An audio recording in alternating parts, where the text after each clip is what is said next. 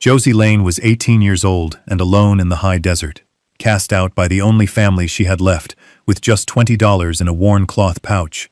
She took the one thing no one else in the dusty outpost of Saltwash would touch: the cursed homestead out on Jasper Creek. They said the place was poison, a patch of ground that swallowed hope and left only bleached bones. But what nobody knew was that beneath a loose hearthstone lay a small savings tin and a letter from a woman who had been waiting decades to speak. That letter, and the treasure it protected, would change Josie's life forever. Settle in close, friends, and if you would, let us know in the comments where you're watching from tonight. This is a story about the foundations we build when all others have crumbled. Josie's world had been built and unbuilt by men who worked with their hands. Her father, Thomas Lane, was a carpenter, a man who spoke more fluently through the language of wood grain and the precise bite of a sharp blade than he ever did with words. He smelled of pine sap and linseed oil, and his hands, though calloused and scarred, were gentle. From the time she was old enough to stand on a stool beside his workbench, he had taught her. He didn't offer lessons in the way a schoolteacher might, with charts and recitations. He simply worked, and he let her watch, and when she was ready, he let her help.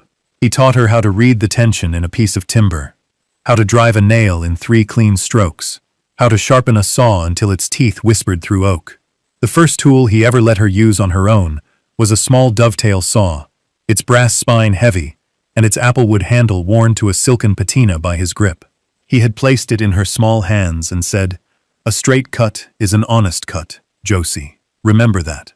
That saw, light and perfectly balanced, became her most treasured possession, a tangible piece of his quiet, steady love. Her mother, Eleanor, had a different kind of knowledge. She knew the desert, its secret language of herbs and roots. She taught Josie which plants could soothe a fever, which could be pounded into a poultice for a wound, and which, when steeped in hot water, made a tea that could settle a worried mind. While Thomas built walls to keep the world out, Eleanor showed her how to find sustenance and healing within it. Their life was a small, tightly woven thing, held together by the rhythms of work and the vast, silent presence of the desert sky. But when Josie was 12, a fever swept through their small settlement, a dry, burning sickness that respected neither strong walls nor healing herbs. It took her mother first, quietly in the night. It took her father a week later, his big hands, for the first time, lying still upon the quilt. She was left with the dovetail saw, a book of pressed plants, and an ache so vast it felt like a hollow space inside her ribs. Her father's brother, Silas, took her in. Silas was a different kind of man entirely. Where Thomas had seen the soul of a thing, Silas saw only its use and its price. He ran a small freight business, and he viewed Josie as another piece of inventory, useful for mending harnesses and keeping his dusty ledgers, but ultimately a cost. He was not a cruel man in the way of loud words or a heavy hand, but his practicality was a cold, constant pressure. He never spoke of her parents, never acknowledged the anniversary of their passing.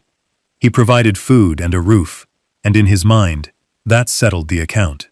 For 6 years, Josie lived in his house, a quiet shadow, moving through the rooms.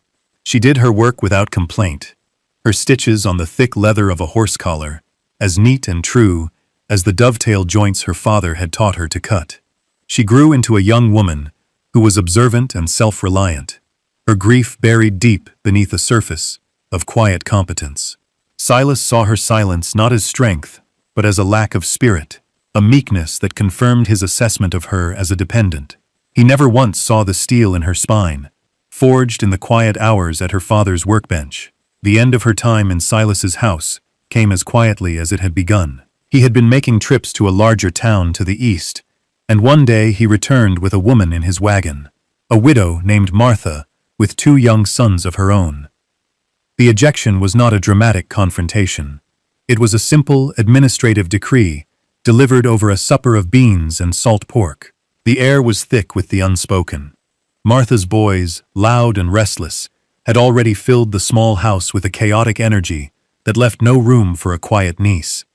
Silas cleared his throat, not looking at Josie, but at a spot on the wall just over her head. "Martha and I are to be married," he said, his voice flat. "Her brother is buying the freight business. We'll be moving east to join his enterprise." He paused, taking a long drink of water. "There isn't room for you in the new arrangement." The words were as plain and unadorned as fence posts. There was no apology, no softness. It was a calculation. An asset had become a liability. He reached into his coat pocket and pulled out a small cloth pouch, placing it on the table beside her plate. "This is $20. It's the last of what I calculate for your work these past years. You should be gone by morning." Josie looked at him, at this man who shared her father's blood, but none of his heart. She saw no malice in his eyes, only a weary finality. Arguing would be as useless as arguing with the tide. She simply nodded, her throat too tight to form words. She did not cry. She did not beg. She picked up the pouch of coins, the weight of it both a pittance and a fortune, and rose from the table. "Thank you for the suppers," she said, her voice even. That night, she packed. It did not take long.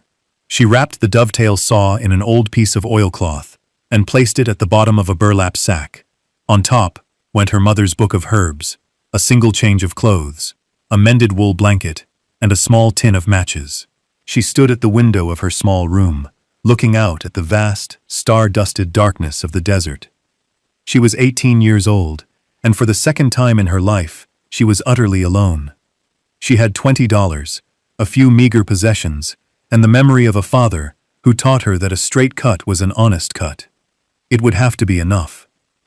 At first light, before the sun had crested the jagged line of the eastern mesas, Josie Lane walked away from her uncle's house without a backward glance. The air was cool and carried the sharp, clean scent of creosote bush. Her footsteps were the only sound in the pre-dawn stillness, a soft crunching on the gravelly earth. She walked toward the small cluster of buildings that made up the town of Saltwash, a place that had been the entire map of her world for 6 years. By the time the sun was fully up, casting long, distorted shadows across the desert floor, she had already begun to understand the new shape of her life. She went first to the mercantile, run by a stern, hawk-nosed woman named Mrs. Gable. Josie asked if she needed any help sweeping or stocking shelves. Mrs. Gable looked her up and down, her eyes lingering on the burlap sack. "Silas has sold up," she said. It wasn't a question. News in a town like Saltwash traveled faster than a brush fire. "We've got no paid work." The dismissal was polite, but firm. At the livery stable, the owner, a man named Henderson, barely looked up from the hoof he was shoeing. "Got a boy already?" he grunted, the clang of his hammer against the anvil echoing the closing of a door. She tried the small boarding house, thinking perhaps she could work for a room, but the woman there just shook her head, a flicker of pity in her eyes that was somehow worse than the outright rejection. In the space of a single morning, Josie became a ghost in her own town. The people she had seen every week for years now looked through her. They knew Silas had cast her off, and in their rigid, unforgiving world, an unattached young woman, with no family and no prospects, was a problem, a loose thread that might unravel the tightly woven fabric of their community. She was no longer Josie Lane, the carpenter's daughter. She was just a girl with a sack, a stray to be shooed away. The sun climbed higher, beating down on the dusty street, and the heat became a physical weight. Josie bought a small loaf of bread and a canteen of water from Mrs. Gable, the coins from her pouch feeling impossibly light in her hand.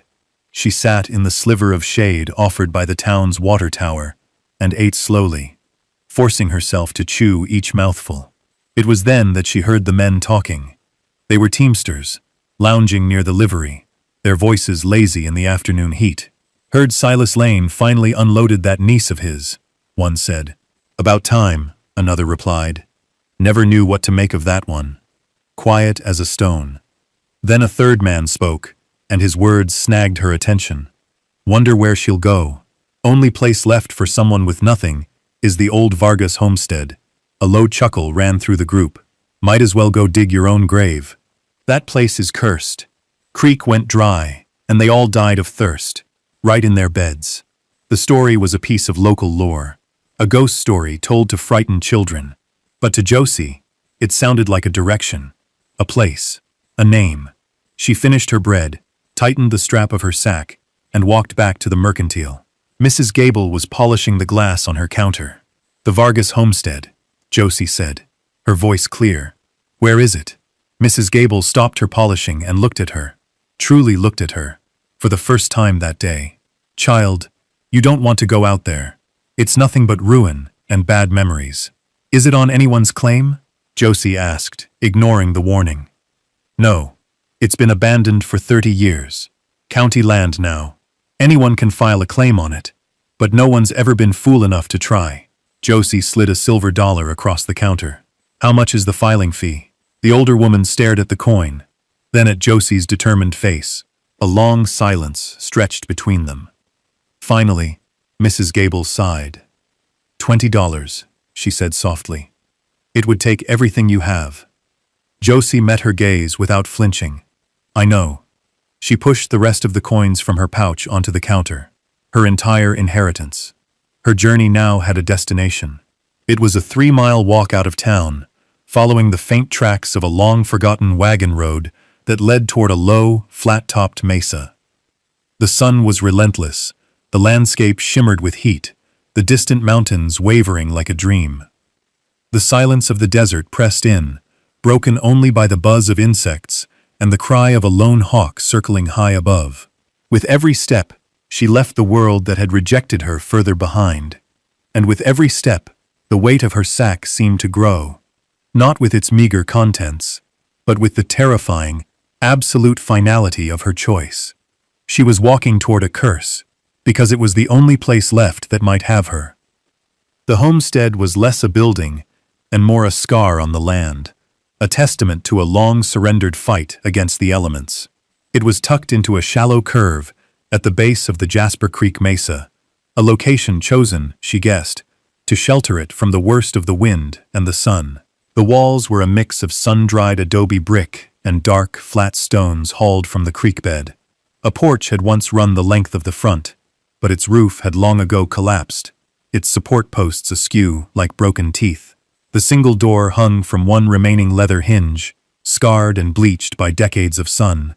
The 2 small windows were boarded over with weathered gray planks. Tumbleweeds, brittle and skeletal, were piled in drifts against the walls and choked the mouth of a stone-lined well a few yards from the door. This was the place they called cursed, the place where a family had supposedly withered away from thirst. But as Josie stood there, her sack at her feet, she saw something else.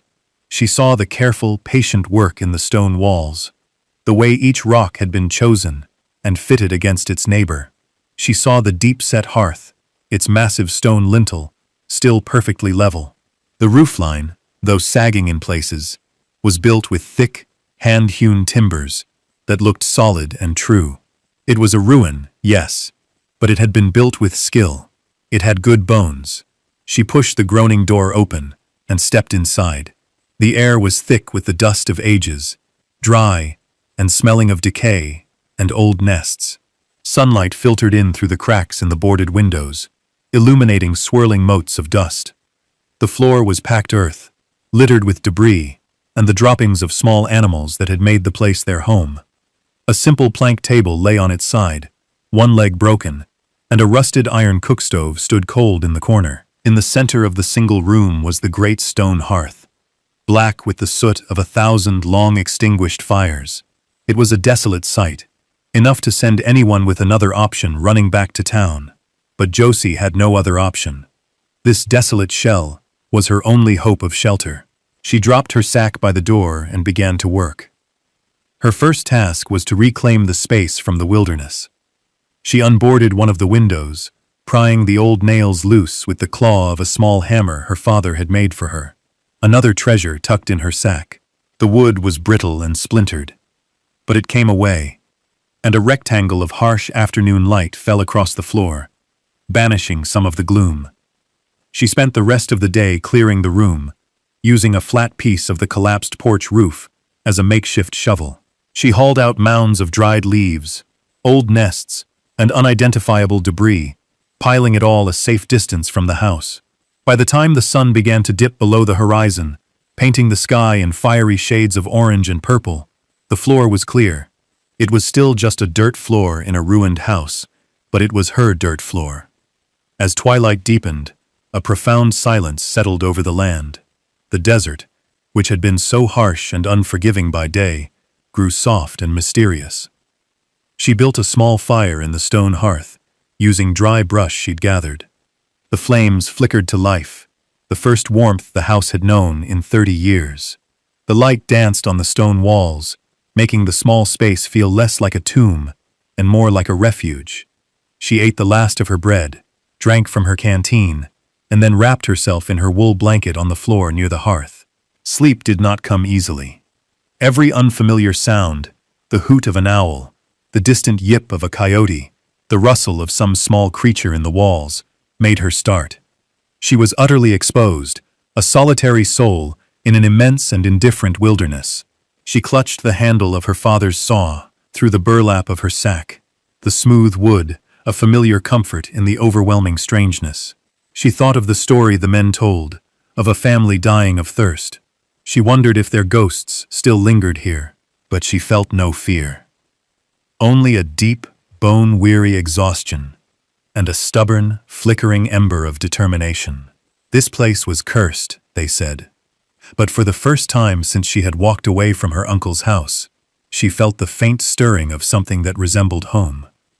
For 3 days, Josie worked from sunup to sundown, fueled by a grim resolve. Her first priority was water. The story of the family dying of thirst haunted her, a practical fear more potent than any ghost. The stone-lined well, near the house, was her only hope. It was choked with a generation's worth of dirt, rocks, and the tangled skeletons of countless tumbleweeds. She had no rope or bucket, so she began the back-breaking work of clearing it by hand, climbing down into the shaft as far as she dared, and hauling out debris in her burlap sack. The stones were slick with a damp, cool slime, and the air grew thick and earthy. After 2 days of this punishing labor, her hands raw and her muscles screaming in protest, she had cleared it to a depth of nearly 15 feet. It was there, at the bottom, that she found it, a thin, steady trickle of water seeping from between the rocks. It was not a gush, not a spring, but it was water, clear and cold. She sat at the edge of the well, her legs dangling into the cool darkness, and wept. They were not tears of sadness or self-pity, but of profound, overwhelming relief. The curse was a lie. The creek may have run dry, but the earth still held its water for those willing to dig for it.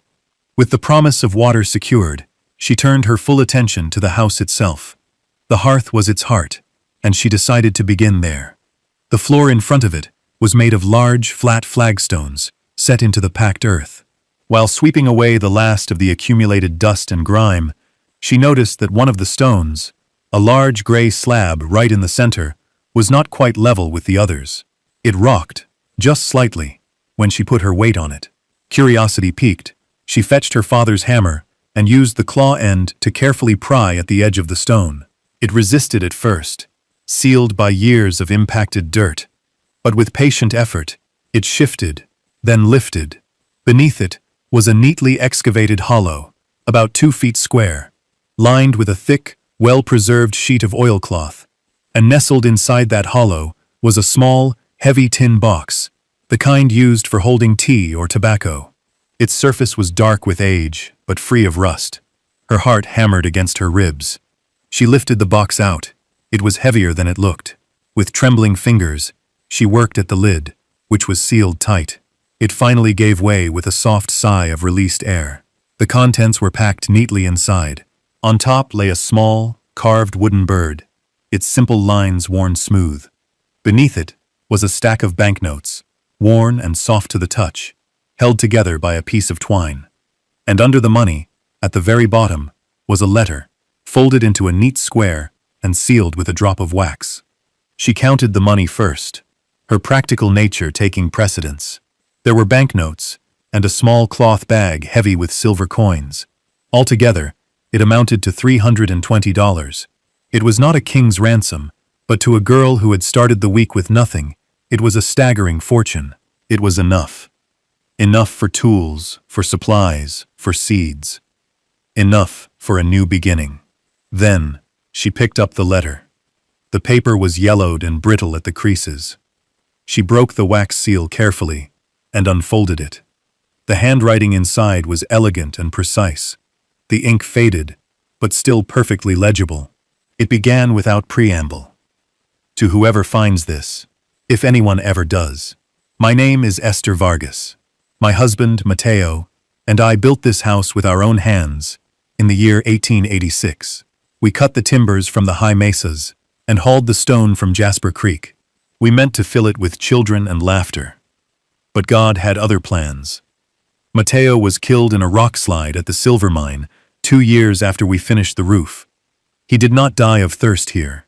That is a cruel story, told by foolish men. I lived on here alone for 27 years after he passed. I kept a garden and some goats, and I saved what little I could. This money is what I saved. It is not much, but it is honest money, earned with hard work and a lonely heart. I am an old woman now, and I am leaving this place to go to my sister in California. I do not have the strength for these winters anymore. I leave this house and this money, not to anyone in particular, but to the next person who comes to this place in need of a home. I pray you are strong enough to make a life here again. The world can be a hard place, but a good roof and a warm fire make it easier to bear. May this place be a blessing to you, as it was, for a time, to me. Esther Vargas, September 1915. Josie read the letter twice, then a third time, her vision blurring with tears. This woman, this stranger from another time, felt more like kin than her own uncle had ever been. Esther Vargas had known solitude. She had known loss. And she had known the profound comfort of a well-built wall and a fire in the hearth. The wooden bird, she now realized, must have been carved by Mateo. Josie sat on the dirt floor, the letter in one hand and the small bird in the other, and felt a connection that spanned the decades. She was not alone in this house. She was the inheritor of a quiet legacy of resilience. The curse was not just a lie. It was the opposite of the truth. This was not a place of death. It was a place of enduring hope, left behind by a woman who believed that someone else, someday, would be strong enough to build again. The discovery of Esther's cash changed everything. It was not just the money, though the $300 felt like an impossible treasure. It was the story, the quiet testament of a life lived with dignity in the face of loss. Josie was no longer a squatter in a ruin. She was a custodian, the chosen successor to a legacy of quiet strength. The very next morning, she walked the 3 miles back to Saltwash, no longer a supplicant but a customer. She walked into Mrs. Gable's mercantile with a straight back and a clear purpose.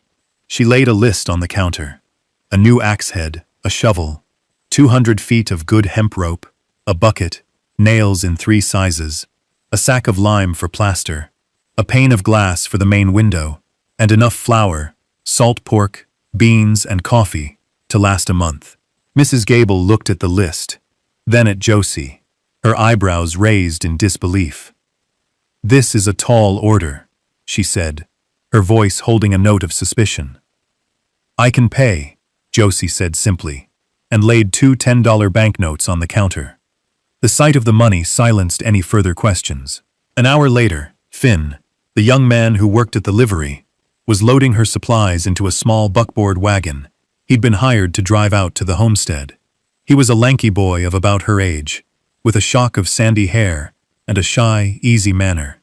He didn't ask where she'd gotten the money. He just loaded the sacks and tools with a quiet efficiency.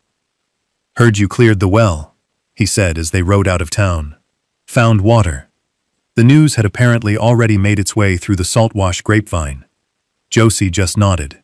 The stories were wrong. The rebuilding began in earnest.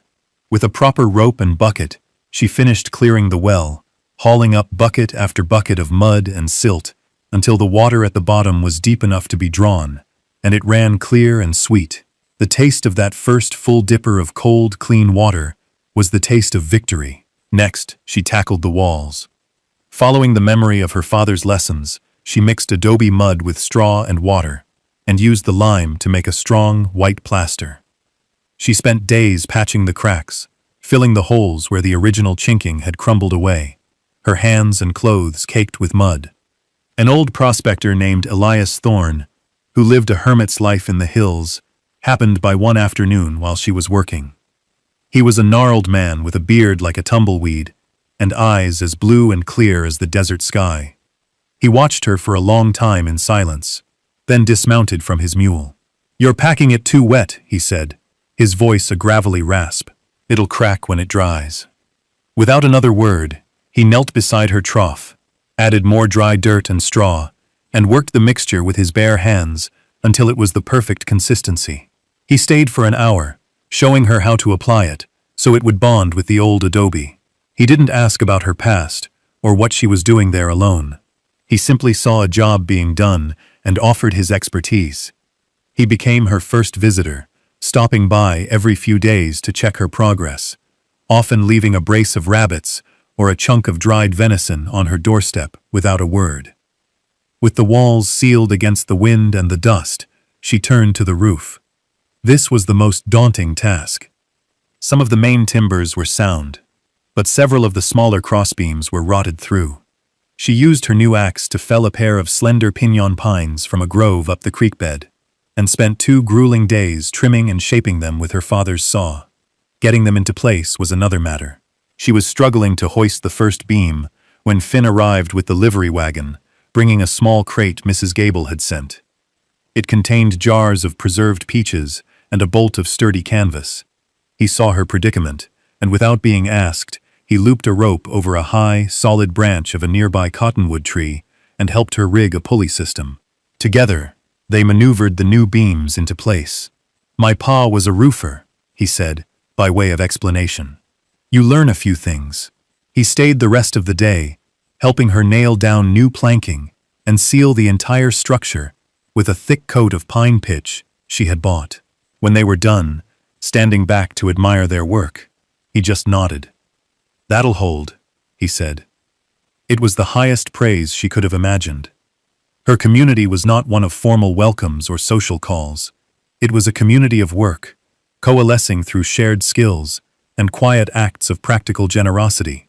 Elias Thorne taught her how to read the weather in the clouds. Mrs. Gable, seeing her industry, began to pay her to mend torn canvas tarps and grain sacks for the mercantile, her fine, strong stitches, a valuable commodity. Finn brought her news from town and helped her build a sturdy new door. They were a small, unlikely collection of solitary people, drawn together not by friendship, but by a mutual respect for a job well done. Each nail hammered, each bucket of plaster smoothed, was an act of creation, not just of a house, but of a life. The turning of the seasons marked Josie's own transformation. As the relentless heat of summer gave way to the crisp, cool air of autumn, the Vargas homestead was no longer a ruin. The new door, built of solid pine planks, hung straight and true on hand-forged iron hinges Finn had acquired from the blacksmith. The single pane of glass in the west-facing window caught the afternoon sun, casting a warm, golden light across the newly plastered walls. Inside, the house was sparse but clean. She had built a sturdy bed frame in one corner, a table and 2 chairs from salvaged lumber, and a set of shelves next to the hearth. The iron cook stove, once a rusted relic, had been cleaned and polished, and now it radiated a steady, comforting warmth. Esther Vargas's small carved bird sat on the mantelpiece, a silent guardian. Outside, a small but thriving garden grew in a patch of earth she had tilled and amended with rich soil from the creek bed. Rows of beans, squash, and corn stood green and healthy, a testament to the life-giving power of the once-choked well. The curse had become a punchline that Elias Thorne would deliver with a wry grin. "Cursed with sweet water and good soil," he'd rasp, sipping the strong coffee she brewed for him on his weekly visits. He would sit at her table, sharing stories of his prospecting days, his presence a quiet affirmation of her place in this wild landscape.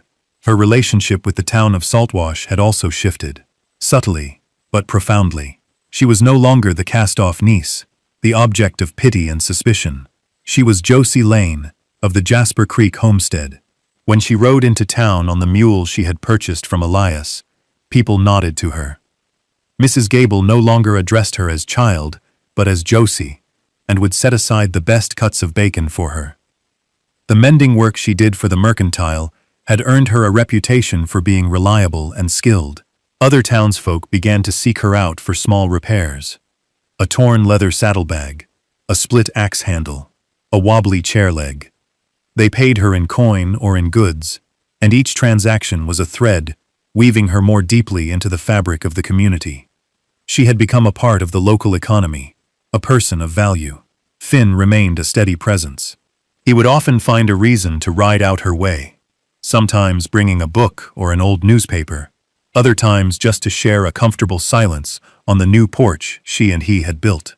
He never spoke of the future or of feelings, but his quiet companionship was a balm to the solitude that had defined so much of her life. Small rituals began to anchor her days. The morning walk to the garden to check for new growth, the rhythmic work of grinding corn for her daily bread, the evening hour spent on the porch, watching the sky bleed color over the mesas as the coyotes began their nightly chorus. This was not the life of children and laughter that Esther Vargas had once dreamed of for this house. It was a quiet life, a solitary life, but it was not a lonely one.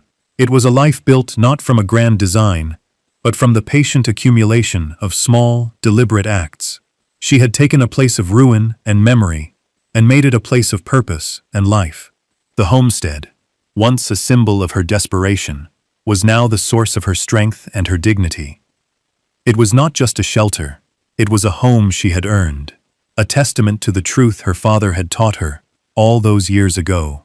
An honest cut, an honest day's work, could build a world. One evening, as the last light of a spectacular desert sunset faded to a deep, bruised purple, Josie sat on the porch steps, a cup of chamomile tea warming her hands. A cool breeze, carrying the scent of dust and distant rain, stirred the leaves of the cottonwood tree near the well. Inside, the lamp she had lit cast a welcoming, buttery glow through the clean glass of the window. The house behind her felt solid, a warm and breathing presence at her back. She was holding her father's dovetail, saw in her lap, its weight familiar and comforting. The applewood handle was so worn from her own grip and his before her, that it felt like an extension of her own hand. She ran a thumb over the brass spine, thinking of him, of his quiet patience, and the simple, profound lessons he had taught her. He had given her the skill to build, to create order and strength from raw materials. On the small porch rail beside her sat the little wooden bird that Esther Vargas had left behind, its form simple and elegant. She thought of this woman she had never met, a woman whose life had echoed her own in its themes of loss and endurance. Esther had not left behind skills of joinery or carpentry, but she had provided something just as essential: the means, the hope, and the profound, unspoken understanding of one solitary heart to another. She had left a foundation of faith, a belief that someone worthy would come to inherit her lonely vigil. And then she thought of Silas. She no longer felt the sharp sting of his rejection. The anger and hurt had long since weathered away, leaving behind a kind of distant, sorrowful pity. He was a man who saw the world only in terms of profit and loss, a man who would have looked at this homestead and seen only a worthless ruin. He could never have understood the wealth that lay not in the tin box, but in the sturdy stone walls, the sweet water of the well, and the deep peace of a home built with one's own hands. He had cast her out with $20, believing he was ridding himself of a burden. He had no idea he was giving her the key to her entire world. The dovetail saw, and the carved bird sat side by side on the rail, two small objects from two different lives, one a man she had loved and lost, the other a woman she had never known. Together, they represented the twin pillars of her new life, the practical skill to build and the resilient hope to begin again. They were the tools and the testament, the craft and the courage. Josie Lane was 18 years old, and had been cast out into the desert with $20 to her name. She had spent it all on the filing fee for a cursed and abandoned claim, the old Vargas homestead on Jasper Creek. It was the best $20 she ever spent. The land had not swallowed her hope. It had given it roots. The house had not been a tomb, but a seed. It had only been waiting for someone, with the eyes to see its value, and the hands to bring it back to life. She looked out at the vast, star-dusted canopy of the desert sky, a territory that was no longer frightening or empty, but was now simply the view from her own front porch. She was home. If Josie's story of finding shelter and strength in a forgotten place moved you, please share it with someone who needs to be reminded that new beginnings are always possible, often where we least expect them. And we'd love to hear from you in the comments.